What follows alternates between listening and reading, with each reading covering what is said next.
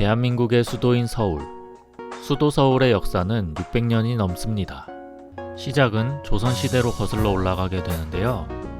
하지만 조선의 건국과 함께 서울이 바로 수도로 낙점된 것은 아니었습니다. 오늘은 서울이 조선의 수도가 된 과정과 그 한가운데 자리 잡은 왕가의 상징인 경복궁에 대해 알아보겠습니다. 현재 우리 문화의 밑바탕이 된 조선시대 이전에는 고려가 있었습니다. 918년 개국하여 조선이 건국되는 1392년 이전까지 474년간 우리 민족에게 세계관을 제공한 국가였던 고려는 불교 기반의 화려한 색채의 문화를 가지고 있었습니다.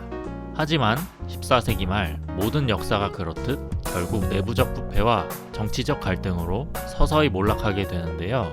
이로 인해 조선이 건국되었고 구체제를 탈피해 새로운 시작을 원했던 태조는 천도를 결정하게 됩니다. 처음에는 고려 말부터 천도 움직임이 있었던 남경, 즉 지금의 서울로 옮기고자 했는데요. 하지만 이때부터 신하들 사이에 갑론을박이 시작되었습니다. 조선을 건국한 해인 1392년, 그해 11월 태조가 권중화를 시켜 태실을 새로 안장할 곳을 물색하게 시키면서 장장 8개월간의 기나긴 토론이 시작되었습니다. 이때 권중화는 새로운 태실지와 함께 새 수도로 양광도 계룡산을 추천하게 되는데요. 이에 권근이 동조하면서 적극 추천하게 됩니다. 이로 인해 계룡산 자락에 실제 공사까지 진행되었으나 하륜의 건의로 공사가 중단되게 됩니다. 하륜이 말하길 도읍은 마땅히 나라의 중앙에 있어야 하는데 계룡산은 남쪽에 치우쳐져 있으며 풍수적으로 쇠퇴가 곧 닥치는 땅이라 말하였고 태조는 이를 받아들여 공사를 중단하게 되는데요. 그러면서 하륜은 무학을 추천하게 됩니다. 무학은 지금의 연세대 뒤쪽에 위치한 안산을 이르는 옛 명칭입니다. 그러나 이곳은 땅이 좁다거나 풍수적으로 알맞지 않다는 여러 이유로 반대가 많았고 이후 불일사, 선점, 부소, 광실원, 도라산, 송경 등 수많은 후보지를 거쳐 최종 후보지는 다시 서울로 되돌아오게 됩니다. 그렇다면 이런 수많은 후보지들을 제치고 서울이 어떻게 수도로 낙점된 것인지 지리적 특징을 살펴보겠습니다. 먼저 이 시기 수도 선정의 기준은 풍수지리설이었습니다. 그래서 앞에서 보았던 계룡산이나 무학, 그리고 서울 모두 지형이 비슷하다는 것을 알 수 있는데요. 그런 관점에서 서울을 좀 더 자세히 살펴보면 서울의 외곽에는 북한산, 용마산, 덕양산, 관악산 이렇게 4개의 산들이 있습니다. 사람들은 이를 수도 바깥쪽 4개의 산이다 하여 외사산으로 칭했고 이 4개의 산은 지리적으로 도성을 감싸고 있는 형상을 띠고 있습니다. 외사산 안쪽에는 또 하나의 지리적 성벽인 내사산이 존재하는데요. 이는 북악산, 인왕산, 남산, 낙산입니다. 풍수지리적으로 북악산을 한양의 중심이 되는 주산으로 본다고 하는데요. 참고로 북악이라는 이름은 출처가 분명치 않고 일제강점기 시절 북쪽에 있다 하여 북악으로 불렸다고 합니다. 또한 조선시대에 북악산을 부르던 원래 이름은 백악이었다고 합니다. 조선은 이렇게 이중의 산악방벽으로 둘러쳐진 한가운데를 수도로 활용하였습니다. 이렇게 지도로 지형을 살펴보니 지리적 방어선은 물론 넓은 평지까지 확보된 수도로서 탁월한 지리적 장점이 있는 곳이라는 생각이 드는데요. 한양이 수도로 확정된 후 다음 해인 1393년부터 새 왕조의 둥지가 빠르게 건설되기 시작합니다. 그해 9월에 시작된 수도 건설은 종묘를 시작으로 사직과, 경복궁, 그리고 성곽의 건설로 이어집니다. 1395년에 설치된 도성축조 도감을 시작으로 건설된 한양성곽은 1396년 정월부터 총 11만 8천여 명의 인부가 동원되어 한양의 안팎을 구분하는 지형의 경계선, 즉 현재의 북악, 인왕산, 남산, 낙산의 능선을 따라 건설되었는데요. 전체 둘레 18km에 이르는 서울성곽은 굴곡의 역사를 지나면서 많은 부분이 소실되었고 현재는 10.5km만 남게 되었습니다. 지금은 서울시에서 서울성곽을 녹지공간으로 바꾸면서 바쁜 일상에 지친 시민들에게 휴식을 제공하는 공간이자 역사공원으로 탈바꿈하였는데요. 또한 서울 한양도성이라는 앱을 만들어 스탬프 투어나 지도 제공, 오디오 가이드 등 다양한 컨텐츠들을 시민들에게 제공하고 있습니다. 성곽의 안쪽, 도성 내부에 배치된 주요 건축물들을 살펴보면 유교를 기반으로 건설된 나라답게 주례 중 고공기에 나와 있는 좌묘우사 전조후시의 원칙에 따라 건축물들을 배치하였습니다. 이 원칙은 수도 건설 시 도시 설계를 좌측에 종묘, 우측에 사직, 앞에는 조정, 뒤에는 시장을 배치하라는 원칙이었습니다. 하지만 조선은 주례 고공기의 원칙을 따르되 실정에 맞게 변형하는 응용의 묘를 보여주었습니다. 원칙에 따르면 시장은 궁 뒤에 배치되어야 하는데요. 경복궁 뒤쪽은 북악산 자락과 가깝고 공간이 없어 시장의 위치를 지금의 종로 지역으로 이동시켰습니다. 그리하여 지금의 종로사거리 일대에 자리 잡은 시장 지역을 운종가라고 불렀는데요. 여러 종류의 가게들이 운집하여 사람과 물화가 구름처럼 몰려든다는 의미의 지명입니다. 지금도 맛집들이 모여있고 TV 프로그램에도 나와 유명해진 피막골 역시 예전 시전들이 모여있던 자리이고 지금도 발굴 작업과 보존 작업이 진행 중입니다. 그리고 이 모든 것들의 중심에 조선의 정궁이자 법궁인 경복궁이 위치해 있습니다.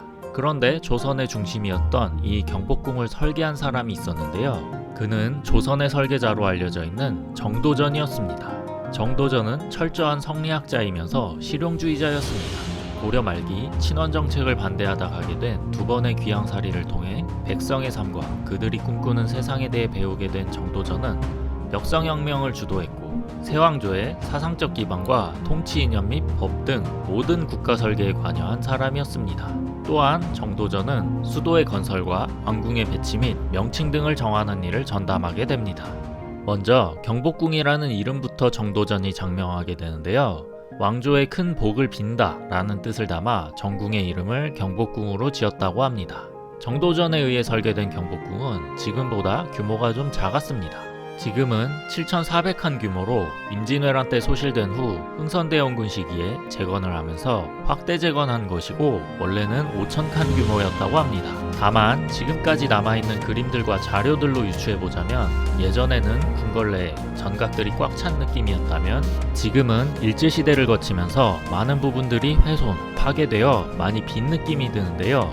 지금도 남아있는 자료를 바탕으로 복원 작업이 진행 중이라고 합니다. 경복궁은 유교적 이념을 바탕으로 거미블루 화이불치라는 컨셉을 가지고 지었다고 합니다. 이는 검소하되 누추하지 않고 화려하되 사치스럽지 않다는 뜻으로 이전 왕조의 궁궐에 비해 화려한 장식 없이 수수하고 검소한 설계를 추구한 것이라고 합니다. 경복궁의 구체적인 배치에 대해 살펴보면 먼저 대문인 광화문부터 경복궁의 특징을 느끼실 수가 있습니다. 담과 연결된 거대한 성문과 처마의 유려한 곡선 그리고 장식들은 조화로우면서도 웅장함을 뽐내고 있었는데요. 개장 시간 중에 방문하시면 광화문과 더불어 근위대의 멋진 모습까지 어우러지면서 왕가의 위엄을 느끼실 수 있습니다. 대문인 광화문을 지나면 예를 널리 편다 라는 뜻을 가진 흥례문이 나옵니다. 흥례문을 넘어 근정문을 지나면 우리가 일반적으로 알고 있는 경복궁의 모습인 근정전이 나오는데요. 이곳은 신하들이 임금에게 새해 인사를 드리거나 국가의식을 거행하고 외국 사신을 맞이하던 곳이라고 합니다. 근정전은 정도전이 서경의 구절을 인용하여 만든 이름으로 왕은 부지런해야 한다는 말과 함께 천하의 일은 부지런하면 잘 다스려진다는 뜻에서 붙인 이름이라고 하는데요. 근정전은 경복궁의 중심이자 나라의 모든 것이 결정되는 자리이니만큼 내부는 화려하고 위엄이 넘쳤습니다. 특히 천장에 장식된 화려한 처마들과 모든 시선이 집중되는 중앙에 위치한 왕좌가 인상적인 곳이었습니다. 위엄 넘치는 근정전 뒤로 더 들어가면 경복궁의 편전인 사정전이 나오게 됩니다. 양옆에 천추전과 만춘전이라는 부속 건물을 끼고 있는 이 건물은 평소 임금이 신하들과 함께 나랏일을 의논하고 경연을 하던 곳이라고 합니다. 실질적인 정책들이 논의되는 곳이라 그런지 들어갔을 때 화려함보다는 고요한 느낌을 주는 그런 곳입니다. 사정전을 넘어가게 되면 왕과 왕비의 침소인 강령전과 교태전이 나오게 됩니다. 이 건물들은 왕과 왕비의 휴식이라는 중요한 목적을 가진 건물이라 그런지 양옆으로 부속 건물들이 많이 있었습니다. 음식을 만드는 소주방들이나 보주침전인 웅지당, 연길당이 있었고 천문관 역할을 했던 흥경각이 있었습니다. 그중 가장 인상적인 곳은 경회루인데요. 근정전 서편에 위치한 누각인 경회루는 연회를 하거나 사신을 접대할 때 그리고 기우제 등 국가 행사에 사용하던 건물이었습니다.